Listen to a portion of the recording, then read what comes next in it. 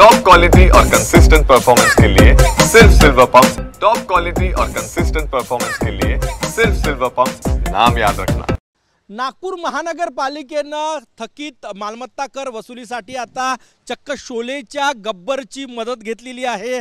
नागपूर शहरात अशा प्रकारचे होर्डिंग्स नागपूर महानगरपालिकेकडनं लावण्यात आलेले आहे आणि यावर लिहिलेलं आहे कब है लास्ट डेट टैक्स भरने की कब है। खाली शोलेच्या गब्बरचा फोटो आहे। 30 जून 2025 पर्यंत ऑनलाइन टॅक्स भरल्यास 15% सूट आणि ऑफलाइन टॅक्स भरल्यास 10% सूट अशा प्रकारचे गब्बरचे होर्डिंग्स आहे। नागपूर शहरामध्ये जवळपास 4 लाख मालमत्ता धारकांकडे 750 कोटींचा मालमत्ता कर थकीत आहे आणि त्यामुळे नागपूर महानगरपालिकेला आर्थिक अडचणींचा सामना करावा लागतोय।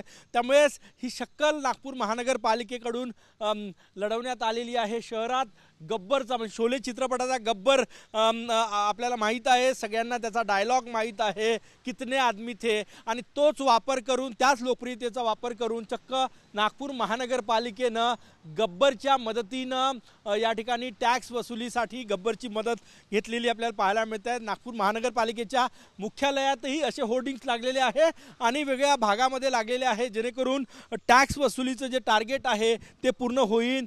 या ठिकाणी गब्बरचा फोटो आहे आणि वर नागपूर महानगरपालिकेचं नाव लिहिलेलं आहे। 4.5 लाख मालमत्ता धारकांकडे 750 कोटींची थकबाकी आहे। ती थकबाकी वसुलीसाठी तर नागपूर महानगरपालिकेनं चक्क गब्बरची मदत घेतलेली आहे।